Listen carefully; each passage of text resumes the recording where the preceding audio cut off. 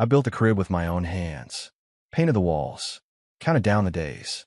Then our daughter arrived, and the delivery room told me everything my wife of 9 years never had the courage to say. I walked out with nothing but the truth, and the truth turned out to be the most dangerous thing she ever underestimated. My name is Franklin Hurst. I'm 53 years old, and I'm a senior mechanical supervisor at Delwood Industrial. Been there 19 years, worked my way up from the floor. I know how machines work. I know how to listen for the sound that doesn't belong, the vibration that's a half degree off, the pressure reading that looks fine until it doesn't. I built a career on paying attention to details. Turns out I was better at reading machines than I was at reading people. Colleen and I got married 9 years ago. She was 35, I was 44, and yeah, people raised their eyebrows. A 9-year gap isn't the end of the world, but I heard the whispers at the reception. What does he think he's doing?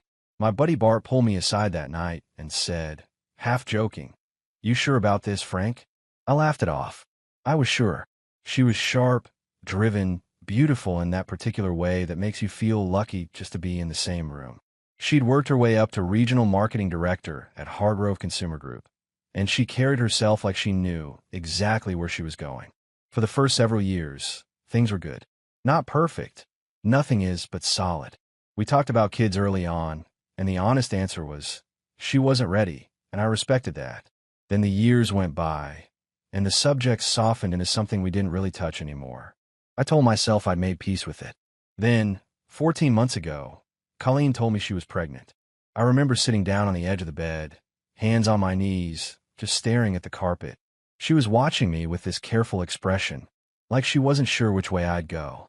And then something opened up in my chest, something warm and ridiculous and completely unexpected, and I started laughing.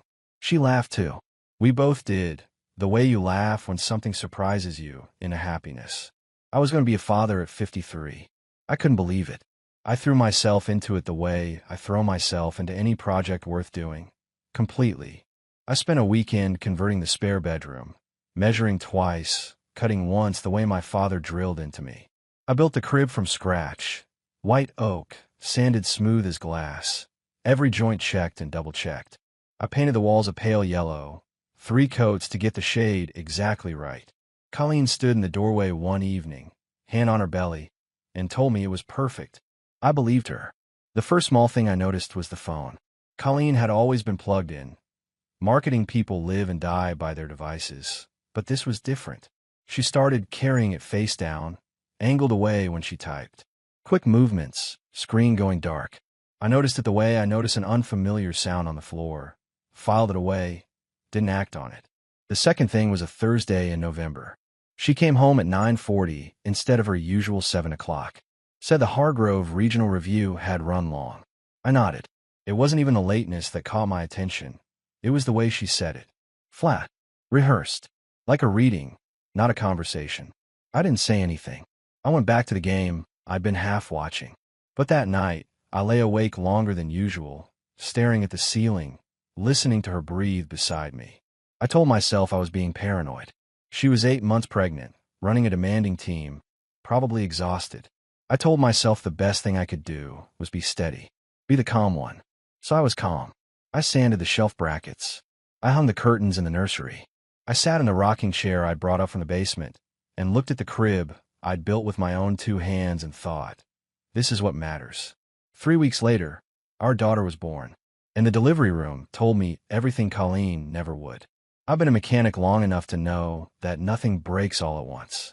It starts with something small, a vibration, a temperature reading half a degree off, a sound that's just slightly wrong. You can ignore it. Plenty of guys do. But the machine always tells you the truth eventually, one way or another. Colleen's truth started showing up in the credit card statements. I handle our finances. Always have. She never objected. Numbers weren't her thing. And honestly, keeping the accounts organized gave me something to do with my hands on Sunday evenings. I've been doing it for 9 years without finding anything worth a second look. Then, 2 weeks after the Thursday she came home late, I sat down with 3 months of statements and actually read them. The pattern was right there, patient as anything, waiting for me to notice.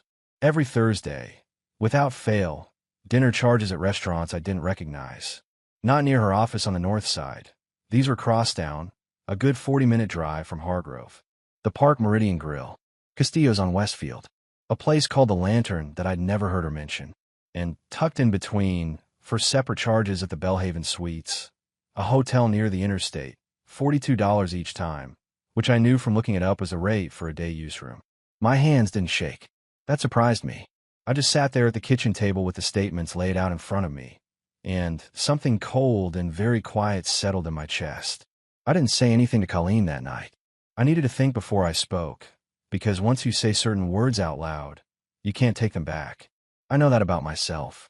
The following week, I mentioned it casually over dinner, said I'd noticed some charges I didn't recognize, and asked if she'd switched where she was taking clients. She barely looked up from her plate. Said the Hargrove team had been trying out new venues for relationship-building dinners. Said the hotel charges were for a colleague who needed a quiet place to prep before a big presentation and had put on the wrong car by mistake. She offered to get the reimbursement sorted. It was smooth, practiced, and it would have worked on the version of me from 2 months ago. I nodded and said, "Sure, no rush." Then I went and checked the statements again after she went to bed. The hotel charges went back 11 months. 11. That was not a billing error. The next Thursday, I left Delwood 40 minutes early and drove Crosstown. I parked on Fenwick Street, down the block from the Bellhaven Suites, and I waited. I had a gas station coffee going cold in the cup holder and the radio off.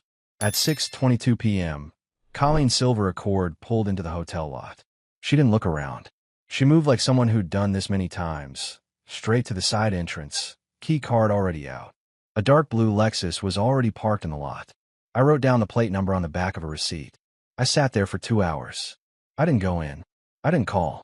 I just sat with what I was looking at until I was sure I wasn't misreading it, the way you double-check a gauge reading before you shut down the whole line. She emerged at 8:47, got in her car, drove home. I followed at a distance and arrived 10 minutes after she did, told her I'd stop for gas. She was already in the kitchen reheating leftovers, relaxed as Sunday morning, and asked if I was hungry. I said no. The following day, I called Bart. We've been friends since we were both 22 and working the same shift at Carver Manufacturing, back before I moved up and he moved into sales. Bart isn't the type to sugarcoat things, which is exactly why I called him. We met at Ronnie's Diner, a booth in the back. I laid out what I'd found, the statements, the hotel, what I'd seen Thursday night. Bart listened without interrupting, which wasn't like him. When I finished, he was quiet for a moment. "How long?" he finally asked. 11 months at minimum, I told him. He exhaled slowly and looked out the window. Then he turned back and said, "Frank, I need to tell you something, and I want you to hear it before you react." He leaned forward, forearms on the table. "About 2 months ago, I saw Colleen at Marcello's, that Italian place on Route 9. I was there with a client. She was with a man I didn't recognize." He paused. They weren't talking business. I looked at him across the table for a long moment. "And you didn't say anything." I told myself I was probably reading it wrong, that it wasn't my place. He met my eyes. "I'm sorry, Frank. I should have said something." I didn't blow up at him. I wanted to, for about half a second. But Bart was sitting there owning it, and that counted for something. I just nodded and said we'd deal with that later. What I needed right now was a name. Bart, as it turned out, had one. His client at Marcello's that night knew the man. Said his name was Darnell Okafor, ran a commercial real estate consultancy on the west side. 38 years old, 15 years younger than me, 9 years younger than Colleen. I drove home that afternoon, went straight to the nursery, and stood in the doorway looking at the crib I'd built. The yellow walls, the shelf of books I've been collecting since October. I stood there for a long time. Then I went to the kitchen, poured myself a glass of water, and started making a list of everything I needed to know. I've never been the kind of man who goes looking for a fight. I've always believed that if you gather enough information first, you don't have to fight. You just have to be right. And being right, when it matters, is worth taking your time over. So I took my time. The week after my conversation with Bart, I drove to Calvary Ridge Community Church on a Tuesday morning, before the early service crowd showed up. Pastor Howard Gilliam had been our pastor for 6 years. He was a steady, soft-spoken man in his late 60s, the kind of minister who remembered your mother's birthday and knew which pew you preferred. Colleen and I had been regulars since we moved to the neighborhood. She sang in the choir. I ran the annual facilities repair drive every spring. I found him in his office, going over notes. He looked up when I knocked, and something moved across his face, just briefly, just a flicker, before he arranged it back into his usual expression of welcome. That flicker told me what I needed to know before I even sat down. Franklin. He rose and extended his hand. Good to see you. What brings you in on a Tuesday? I shook his hand and sat across from him. I'm going to ask you something directly, Pastor, because I think you're a man who respects directness. He settled back in his chair and folded his hands on the desk. Waited. Has Colleen spoken to you in a pastoral capacity about something that involves our marriage? The silence lasted about 4 seconds. In my experience, 4 seconds is a long time for an honest man to think about a simple question. You know, I can't discuss private conversations, Franklin.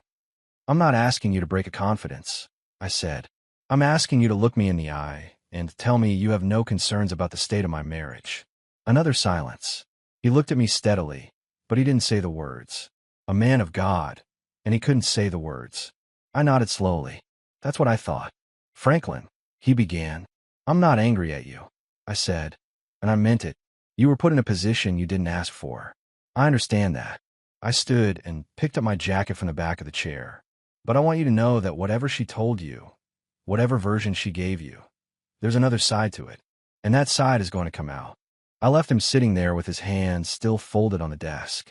Driving back to Delwood, I felt something sharpen inside me. Not anger. Clarity. The kind you get when the last piece fits and you finally understand the full shape of the problem. Colleen had been laying groundwork. She hadn't just been conducting an affair. She'd been managing how the people around us perceived it. The pastor. Probably others. She was building herself a cushion for whatever came next. That evening, I came home to find a young man sitting at my kitchen table. Colleen introduced him as Tanner Briggs, 27, a junior account manager on her team at Hargrove. She said he'd stopped by to drop off some campaign materials she'd left at the office. He was polished, friendly, shook my hand with the particular confidence of someone who's been coached on first impressions. Said he'd heard a lot about me. I said I couldn't say the same. After Colleen walked him out, I went to my office and looked up Tanner Briggs on LinkedIn. His profile was clean, Hargrove Consumer Group, 2 years. But what caught my eye was a comment thread on a local business networking group, 6 months old. Someone had tagged him at Castillo's on Westfield, one of the restaurants from Colleen's credit card statements, thanking him for arranging a wonderful client dinner. Not a Hargrove client. The tag was from a commercial real estate firm, Darnell Okafor's firm. I sat back in my chair and stared at the ceiling for a moment. Tanner Briggs wasn't just a junior colleague. He was the logistics man, the one who made the reservations, sent the confirmation texts, kept things from showing up anywhere they shouldn't. 27 years old. Probably thought he was doing his boss a favor, maybe getting a little extra goodwill in return. I didn't confront him. Not yet. I just saved the screenshot and added it to the folder I've been building on my laptop, password protected, backed up to an external drive I kept in my toolbox at Delwood. That night, after Colleen went to bed, I sat in the nursery for a while. The yellow walls, the oak crib, the books lined up on the shelf, spines facing out, alphabetical. I'd done that myself on a Saturday afternoon in November while Colleen was at what she called team brunch. I thought about what Pastor Howard hadn't said. I thought about Tanner Briggs and his confident handshake. I thought about 11 months of Thursdays. And I made a decision. Before this went any further, I was going to know everything. Every piece, every connection, every detail. Because when the time came, and it was coming, I wasn't going to have a conversation. I was going to have a record. 3 weeks before her due date, Colleen went into labor early. It was a Wednesday night. She woke me at 2 a.m.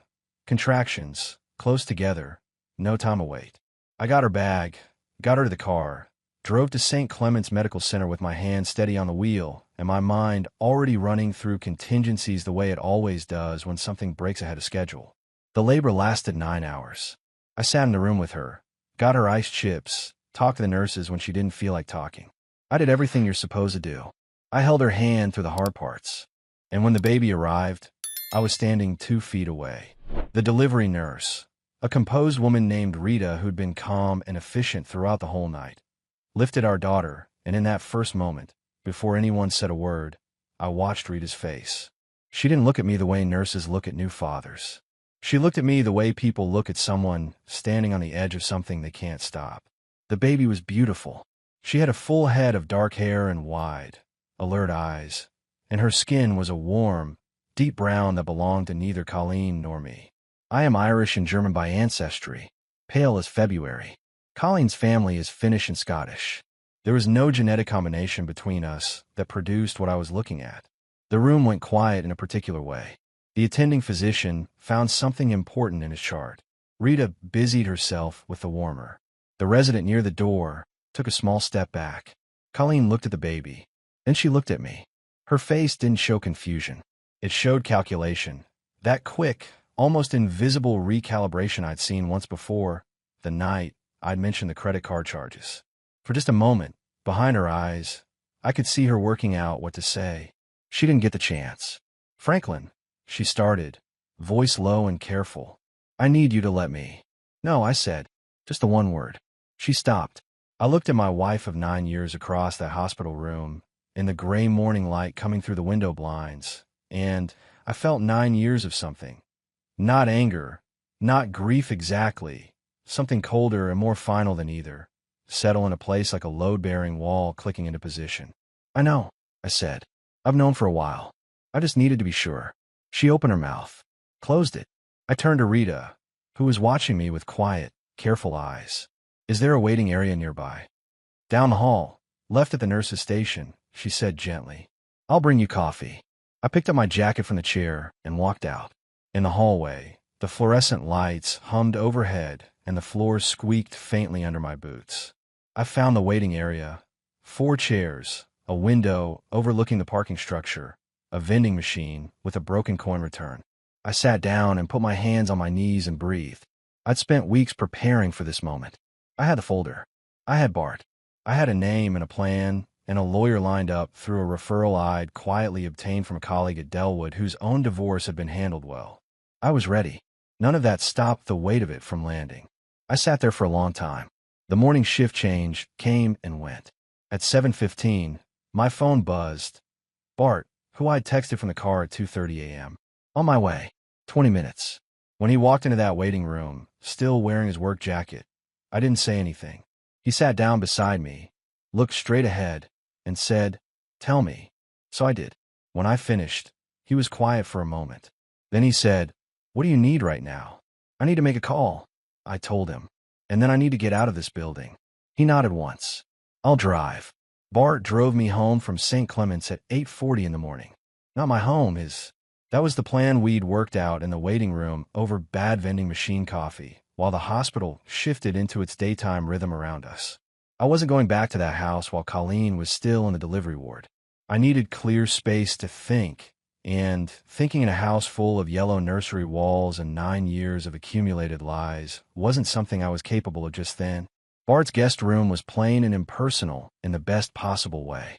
A bed, a dresser, a window facing the backyard. No photographs of anyone. I sat on the edge of the mattress and called Robert Hines, the family law attorney I'd found 3 weeks earlier through a referral from Dale Spruill, a senior engineer at Delwood who'd gone through his own divorce 2 years back and come out the other side with his house and his dignity intact. Hines answered on the 3rd ring. I'd already left him a message the previous evening. The just-in-case message I told myself I was probably being paranoid to send. "Mr. Hurst," he said, "I take it the baby arrived." "Last night," I said, "early. And the situation is confirmed." A brief pause. "Are you somewhere safe and private?" "Yes." "Then let's talk." We spent 40 minutes on the phone. I walked him through everything I had. The credit card records organized by date, the Belhaven Suites charges, the Tanner Briggs connection, the LinkedIn screenshot, the photo I'd taken of Darnell Okafor's Lexus plate from Fenwick Street. Hines listened without interrupting, asked 2 precise follow-up questions, and then said something that surprised me. "You've done exceptional preparation, Mr. Hurst. What I'm seeing here gives us significant leverage on multiple fronts: marital asset misuse, potential fraud relating to paternity representation, and we'll want to look closely at any estate documents as well." Estate documents. The thought hit me sideways. In all my preparation, I hadn't checked the will. After I hung up, I called Bart into the room and asked him to drive me to the house that afternoon. Colleen wouldn't be discharged for at least 36 hours. The window was clean. We arrived at 2:15. Walking through the front door felt strange, not unfamiliar, but altered, The way a room looks different after the furniture's been rearranged. Everything was exactly where I'd left it, and none of it felt like mine anymore. I worked quickly and methodically. Bedroom first. Clothes, my father's watch, the service medals from his army days that I kept in a cedar box on the closet shelf. Personal documents from the filing cabinet. My original birth certificate, passport, the inheritance paperwork from my father's estate that showed the $180,000 down payment on this house had come from his savings, not from joint funds. I kept meticulous records of that, as I kept meticulous records of everything, a habit that had seemed boring for decades and was now worth its weight. Then I opened the fireproof safe in my office. Behind the insurance policies and a property deed was an envelope I didn't recognize. Recent. The seal had that slightly stiff quality of paper that's only been handled a few times. Inside was a notarized amendment to Colleen's personal will, dated 4 months ago. I read it twice, standing there in my own office in the afternoon quiet. She'd changed the beneficiary on her life insurance policy, $340,000, from me to the baby. Standard enough, perhaps. But she'd also amended the disposition of her personal property to route everything through a family trust of which the baby was the sole beneficiary, with Colleen named as sole trustee.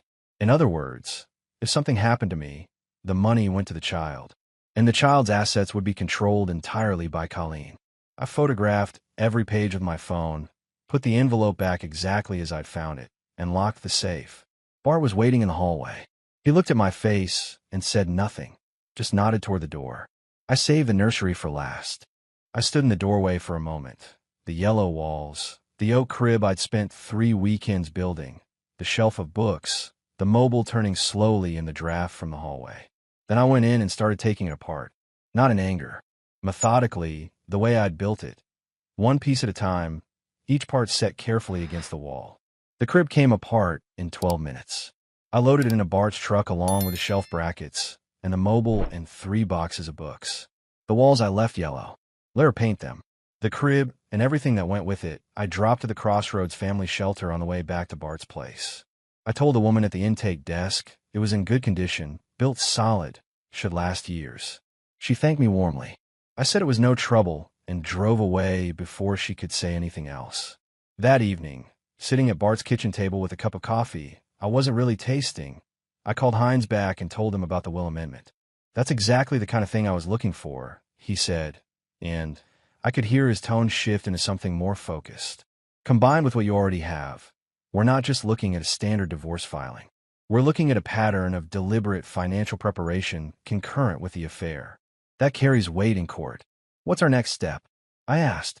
I file Monday morning, Hines said, and I want to include language around the paternity question from the outset. Don't let that get buried.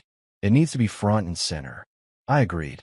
After I hung up, I sat for a while longer, not thinking about anything in particular, just letting the day decompress. Outside, Bart's dog was barking at something in the yard. A neighbor's sprinkler ran its slow arc back and forth. Normal life, going on around me. I get back to it. It would just look different than I'd planned. Robert Hines filed the divorce petition on Monday morning. By Tuesday afternoon, Colleen's attorney, a woman named Deborah Strand who had a reputation for aggressive initial positioning, had responded with a counterfiling that called my petition premature, emotionally reactive, and contrary to the best interests of the minor child. The language was polished and deliberate, the kind of framing designed to paint me as a man who'd abandoned his family in a moment of crisis. I read the counterfiling at my desk at Delwood during my lunch break, ate half a sandwich, and went back to work. Hines had prepared me for exactly this. She's going to try to establish a narrative before you do, he'd told me during our Monday call. The most powerful thing you can do in the short term is give her nothing to respond to. No public statements, no emotional confrontations, no social media. Let her build her story in a vacuum. Vacuums collapse. So I said nothing.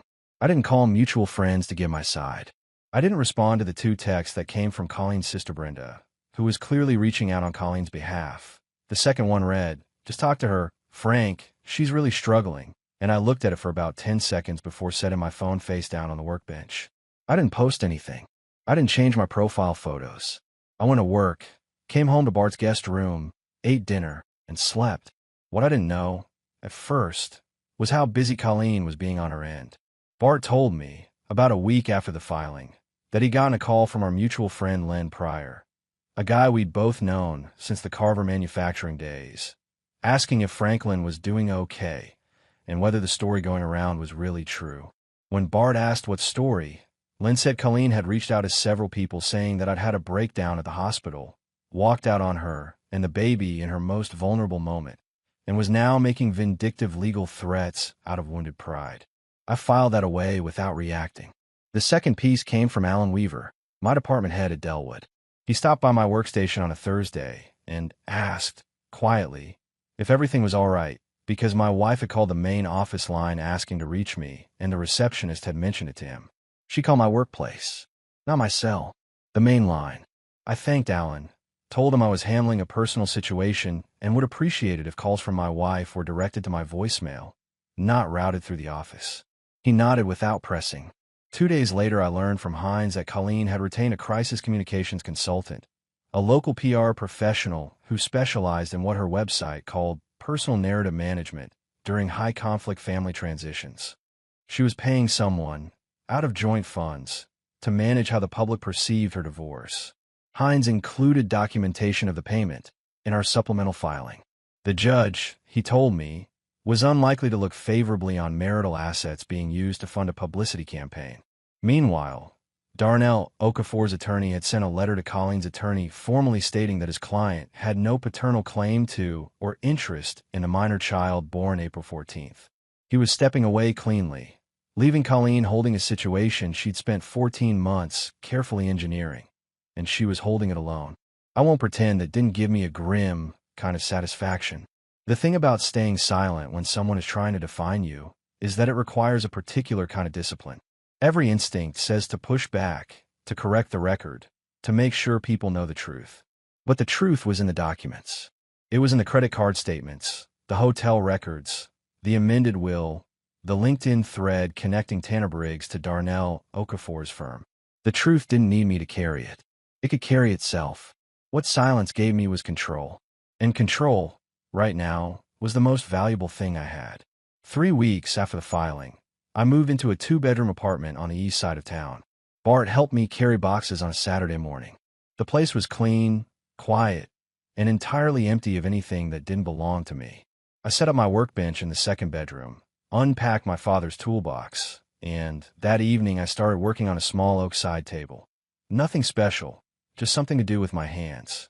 The apartment smelled like fresh paint and possibility. I was starting to remember what that felt like. 3 weeks after I filed, Colleen came to Delwood Industrial.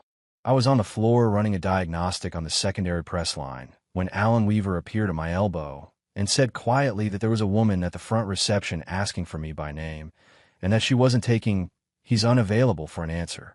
I knew before he finished the sentence. I told Alan I'd handle it, washed my hands at the floor sink, and walked up to reception. Colleen was standing near the front desk in a gray blazer, the baby carrier in one hand, her face composed in that careful, professional way she used when she needed to project control.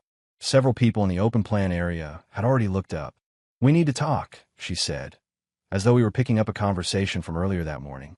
"This isn't the place," I said. I kept my voice level and my expression neutral. "And we have attorneys for a reason. You've been blocking my calls." Her voice held a slight edge now. "You can't just shut me out entirely, Franklin. We were married for 9 years.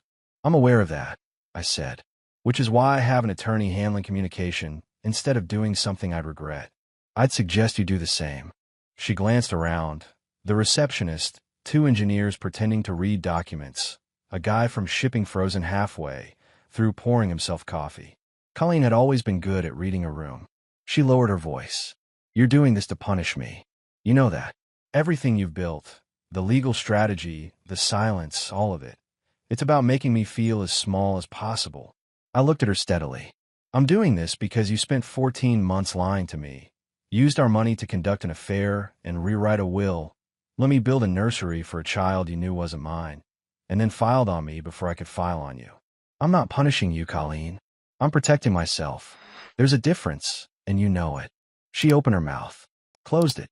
"Please don't come to my workplace again," I said. "If you do, I'll ask security to escort you out, And that's a conversation neither of us wants to have in front of an audience. I turned to Alan, who was standing a discreet distance away. Alan, could you see Miss Hurst out? He nodded. I walked back to the floor. My hand was steady. My breathing was even. I was mildly surprised by both. 4 days later, on a Saturday morning, I was in my apartment workroom shaping a side table leg when my phone rang. Unfamiliar number. 513, area code. Cincinnati. I almost let go to voicemail. Something made me answer. Is this Franklin Hurst? A young man's voice, careful and a little uncertain. It is. This is Dustin. A pause. Dustin Hurst. Your son. I set down the wood plane very slowly. Dustin was 19. His mother, Karen, and I had been together briefly in our mid-30s. A serious relationship that hadn't survived the pressures of 2 demanding careers and a pregnancy neither of us had planned for. We'd parted without hostility, but without real closeness either. Karen had moved to Cincinnati with Dustin when he was 3. I paid child support faithfully, visited when I could, which in the early years was more than it became later. By the time Dustin was a teenager, our relationship had thinned to birthday calls and occasional awkward dinners when his school brought him near Columbus. I had never stopped feeling the weight of that distance. I just accepted it as a consequence of choices I'd made when I was younger and less careful. Dustin, I said, how did you hear? Mom saw something on Facebook. Mutual friend of yours, I think. She told me the basics. Another pause. I know we haven't talked much, but I wanted to call. His voice steadied. That's a messed up thing to do to someone. What she did to you. I just wanted to say that. I sat down on the workshop stool. Outside, someone was mowing a lawn. I appreciate that, I said. More than you know. We talked for 45 minutes. Not about the divorce. Not much, anyway. We talked about his job at an auto shop in Blue Ash, how he'd been taking night classes in automotive engineering, how his mother was doing. I told him about Delwood, about the woodworking, about the apartment that was starting to feel like mine. Before he hung up, he said, I'd like to come up sometime, if that's okay. More than okay, I said. You tell me when. He came the following Saturday.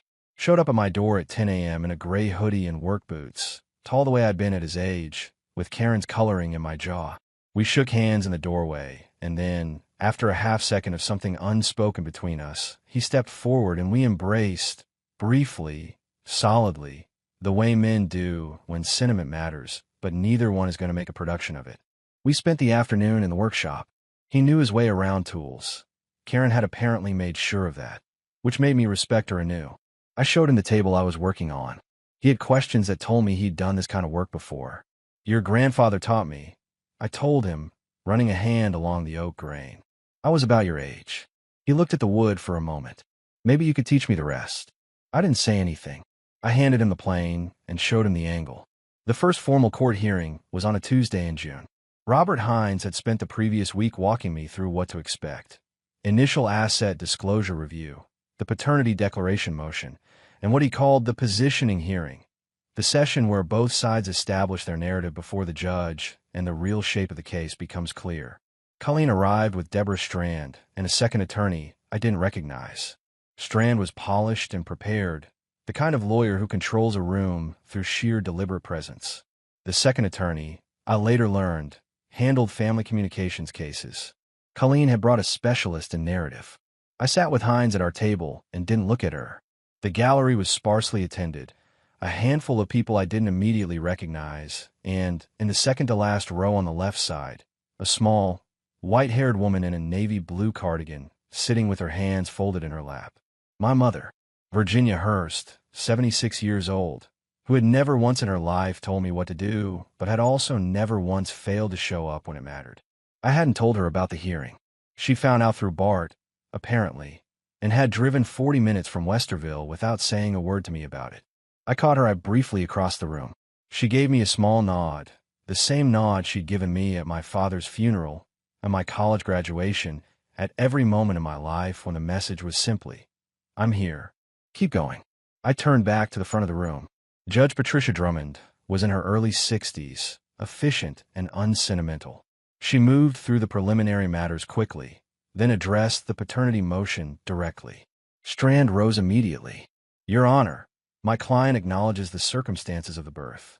However, Mr. Hurst was a willing participant in the pregnancy, demonstrated consistent paternal preparation, and built an expectation of fatherhood that creates an equitable obligation. Counsel. Judge Drummond's voice was not loud. It didn't need to be. Does your client acknowledge that Mr. Hurst is not the biological father of the minor child? Strand conferred briefly with Colleen in a whisper.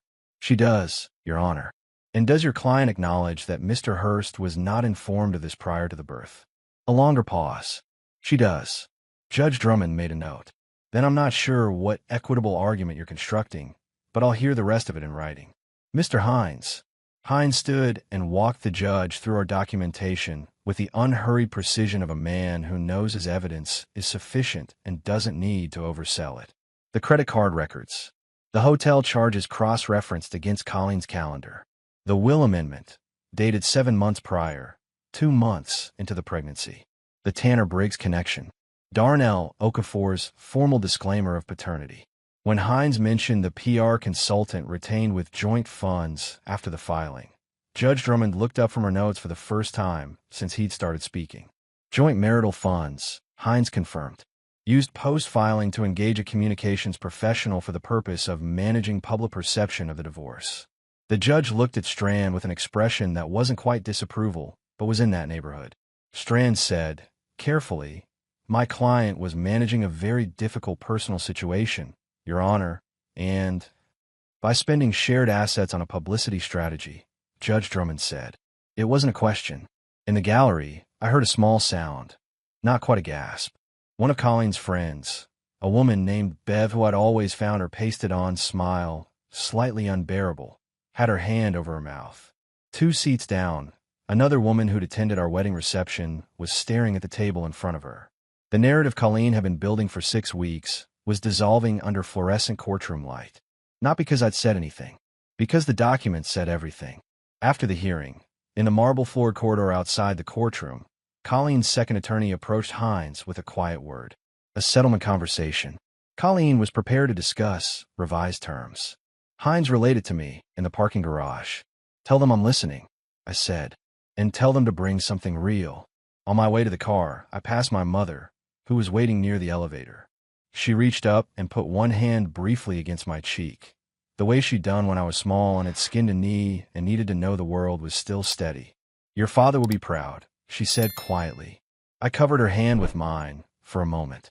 Then I walked her to her car, made sure she had her keys, and stood in the garage until her taillights disappeared around the curve. The settlement conversation lasted 11 days. Deborah Strand sent the first revised proposal the morning after the hearing. Hines forwarded it to me at Delwood during my lunch break, and I read it at my desk with a sandwich I'd already forgotten about. The proposal was better than Strand's original position, but still built around the assumption that I'd want to avoid a prolonged public process. There was a clause requiring mutual non-disclosure, another requiring me to make no public statements about the circumstances of the birth. I called Hines from my truck in the parking lot. They want a gag order dressed up as a mutual agreement, I said. That's a fair characterization, he replied. Counter with our original terms. Full asset split honoring the inheritance documentation on the house.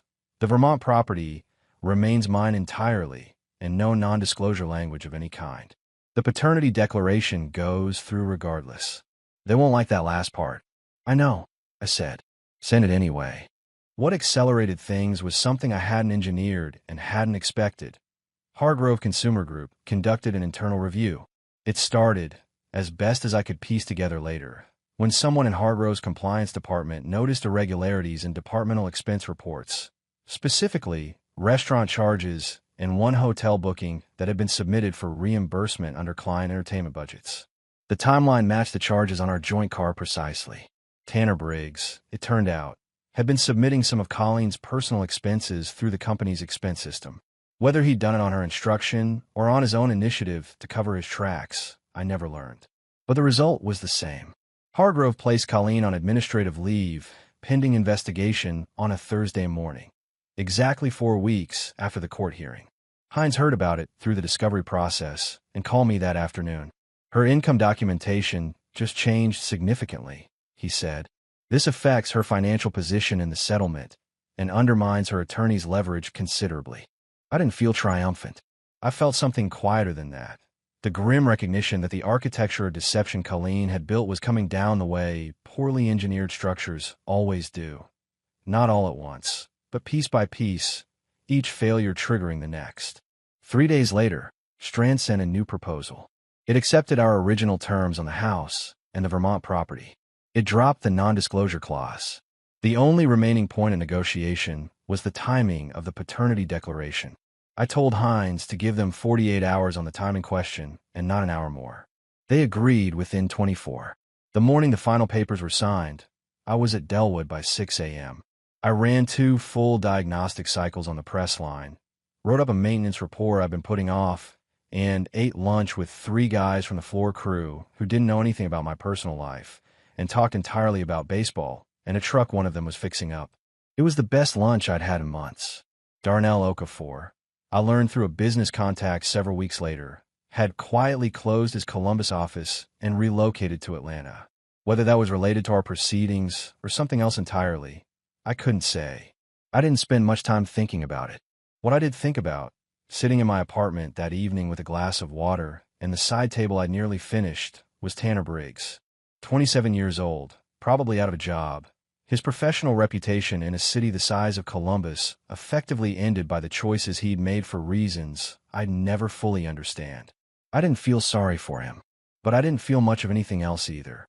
He'd made his decisions. So had everyone else in this. The oak side table was finished by 10 o'clock. I sat against the wall, put my father's photograph on it, and stood back. It looked right. 4 months after the divorce was finalized, Dustin moved to Columbus.